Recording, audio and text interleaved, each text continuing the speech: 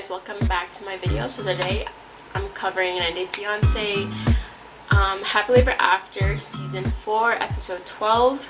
I believe now it's the last episode of the season before we look at the tell-all. I'm praying that the tell-all is one video in itself and not broken up into 2 weeks, because I'm kind of done with the series and I'm so happy the series is done, because I'm tired of everybody and everyone's storyline. I barely was focused on this episode. I just kind of wanted to get it over and done with because everyone's story now is kind of lame. So let's start off with Ashley and Jay. In the previous episode we had just seen last week, Ashley was done with Jay. She went to a divorce attorney, got divorce papers filed for them, essentially assaulted Jay, kicked him out, and paid for a plane ticket for him to leave. So she got all handled. And then the next episode, even though there's time that passes, from the viewer's perspective, we just see the next episode. Who do we see? No, Jay?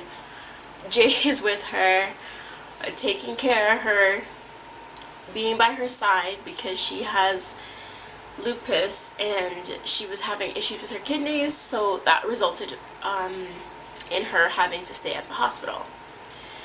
So I can understand if, like, okay, fine, I'm sick, I'm not in my right state of mind, fine, you can, like, come around, it's okay. You can wash some dishes there, you can, like, clean up, blah blah. But, like, doesn't mean I want to be with you, because it doesn't mean, like, I instantly forgot why we're not together. It seemed like they just sketched it and shook it up and it doesn't exist anymore, and she withdrew her her motion for divorce. So I'm just like, now you're just looking dumb. So next we have Andre and Elizabeth. So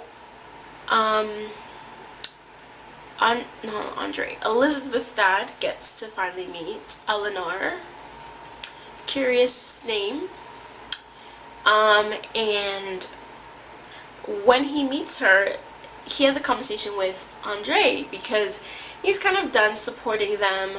He's always been there for them, but he hasn't been warmly received, and they've just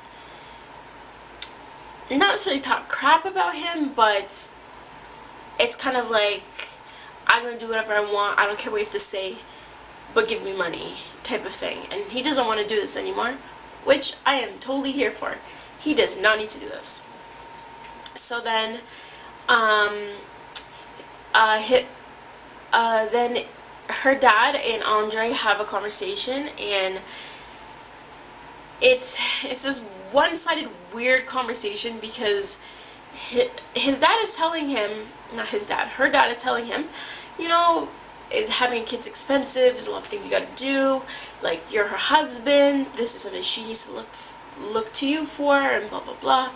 And he's like, yeah, like, don't worry about it, like, I'm working, I have money, we're getting past it, blah blah blah blah. Which he thinks, like, I guess taking care of the baby is more like womanly duties, which, okay, fine, believe what you want to be, but last time I checked, you were doing a little bit of jobs here and there. This is not a full-time job, so don't expect that Elizabeth is going to be necessarily just doing all the womanly duties, because you're not doing nothing. So then Andre sweeps everything on the rug and he doesn't want to talk about it. Okay, fine. Then why is my brightness up so much now? Anyways, then he is talking with Elizabeth because his dad is leaving soon, and he expresses that he wants to go to Moldova, which is fine. You want to go back to your home country, you want your family to see the baby, you want to have a wedding and stuff like that. But then he's like, oh, ASAP. And I'm like, so, like, where are you gonna get this money from? And yeah, he's like, I want to go ASAP, and we have to have our wedding. The wedding we promised that we are gonna have. So then Elizabeth's like, okay, well, how much I'm gonna spend on the wedding? And he's like, you know, at least 15. At least 15. Elizabeth's like, so where are we gonna get this money from? He's just like, don't terrorize me with your questioning. I have no idea. I'd love to see where they're gonna get the money from, but they're both weird people, so they deserve each other. So next I'm gonna do Nicole and Asin. To be honest, Nicole and Asin shouldn't have been on this season of the show. They don't have a happily ever after, so that also is another reason why they shouldn't be on the show. And Nicole buys the tickets to Morocco. She finally buys the tickets. She calls Asin, tells him everything, gets May hyped and stuff. I still cringe when May calls him daddy. And then is like, oh, I'm so excited.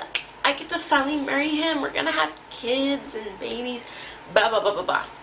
And then if I didn't know it was coming up, I would have missed it because I went to the kitchen. But then all of a sudden you see this red screen and it says 2 weeks later Nicole canceled the trip and she's not planning on heading to Morocco anytime soon. And I was like, what the hell? I hope she finally came to her senses. I don't mind her canceling the trip if she came to her senses. But if she canceled the trip for any other reason, I don't know, I can't deal with Nicole. She's good TV, but I can't deal with her. She needs to be, I can't see Nicole unless she's with Asin. If she's not with Asin, I do not want to see her storyline because I'm tired of her delusional ass. Period. Anyways, so let's go to the next couple, Powell and Russ. Once again, I don't know why they continue to be on the show because they're making up problems in the relationship. Powell is still very protective, and she won't let anyone touch the baby. Okay, fine. Russ's mom gets there, and before Russ's mom got there, Powell told her mom all this shit about Russ's mom and her experience there, how much she hated it there, and blah, blah, blah.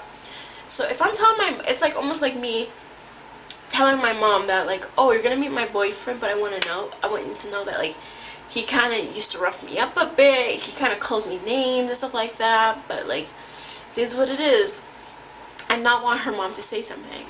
I'm so glad that it didn't end up, she didn't end up confronting her in a negative way, kind of like, what did you do to my daughter type of thing. But I'm still like, why would you tell your mom all that crap when she's gonna meet the lady? Russ's mom was on her best behavior. She was helping out. She got to hold the baby. People were holding babies. Well, holding the baby. They got to share. And they lived happily ever after. I was like... And then, now their new problem is that Powell doesn't like Russ's job because it requires him to travel for periods of time.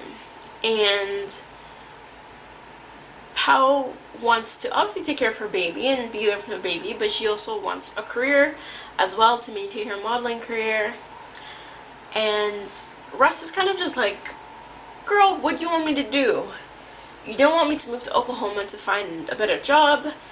I make more money so I can support you guys because Powell's not working. And she's like, well, you need to be here. You're going to miss out on this and this. Even though those are like valid points on both sides, I wasn't hearing any of it. I was kind of just like, I'm over it. So next we have Chantelle and Pedro. So there wasn't really much that went on here. Pedro was leaving to go back to the US with Chantelle, and he wanted to say goodbye to his family. And Pedro invited Chantelle and asked her, okay, why don't you like come like say goodbye?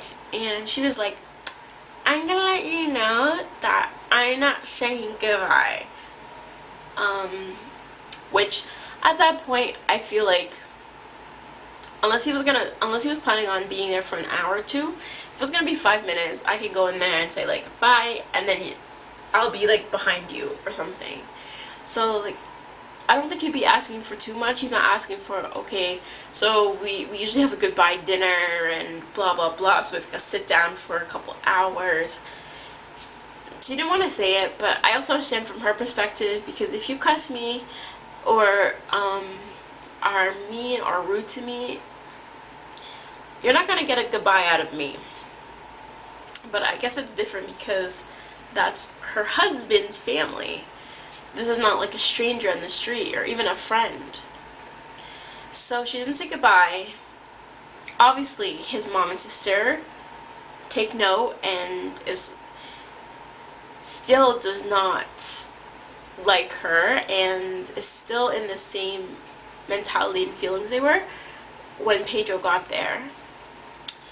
Pedro didn't appreciate that Chantelle didn't say anything, but it is what it is. Just like when you hear when her mom was talking to you on speakerphone, you didn't say nothing. So it kind of is what it is. They get home. Pedro is back in that deep, like mellow, I don't want to talk to anybody, I'm very depressed type of thing mood, which was sad because I liked seeing him for that, like, essentially almost like 15 minutes of video of him being lively, being excited again. But now he's kind of depressed again, and Chantelle notices it, and Chantelle still can't get it out of her head of what like Obed said. So out of anger they have a conversation, and she's like, you know, you're always on the computer,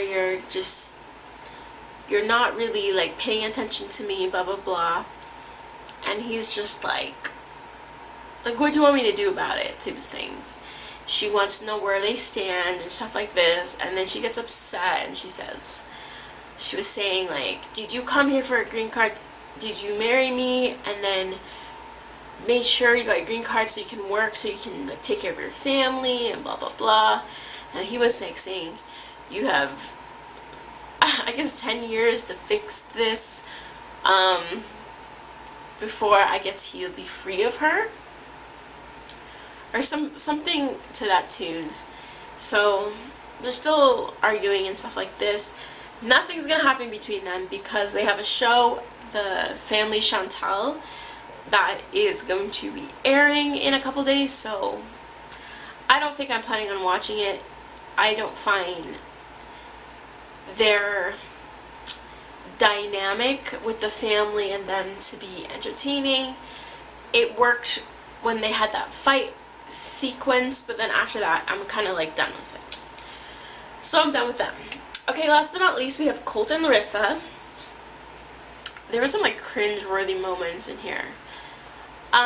So this takes place I guess towards the end of the fight.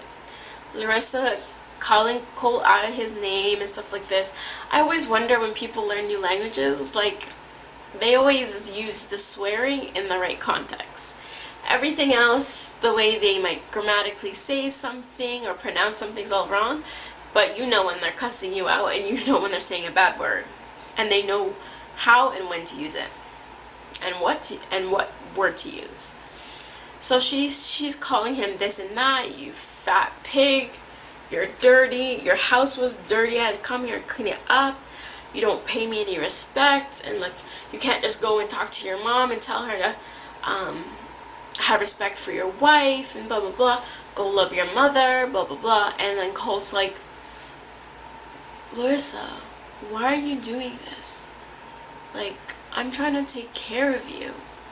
I don't understand, Larissa.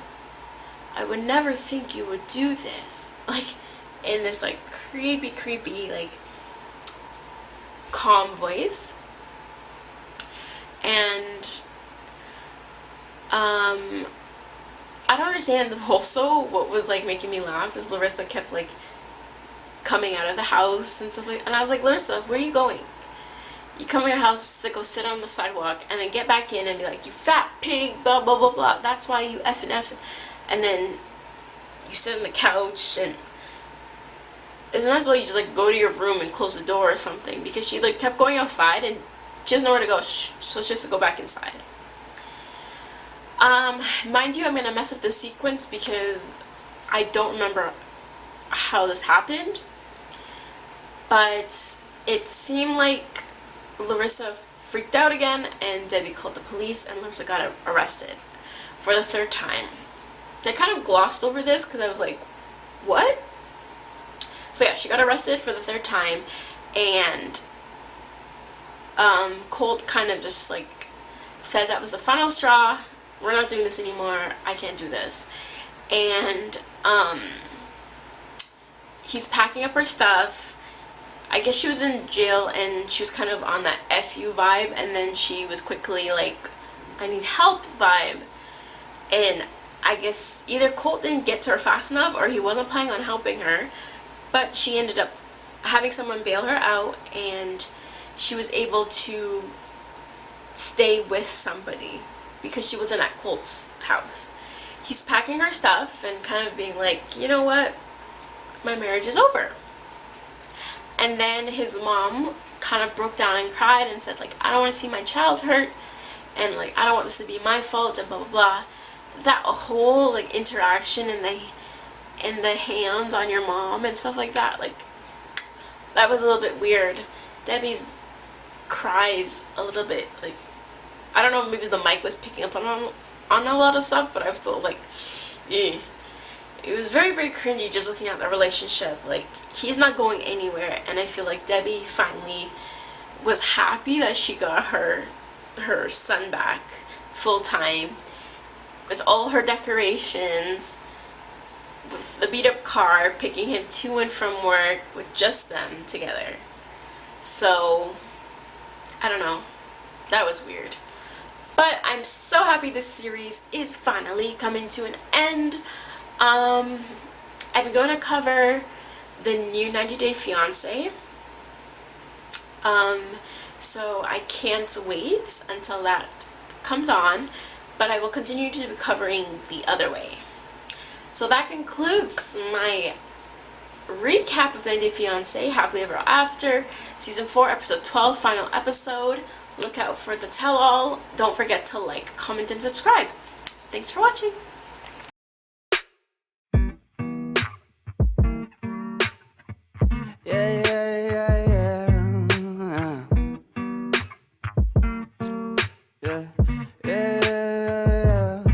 I'm just a dumb cunt, fucking sick and tired of it. Maybe I could front love, maybe I could buy a zip, maybe I get fucked up. Next time I could save some. Why it's gotta be like this? Why it's gotta be that way? Put it inside. Feel so rise up, banging on that loud.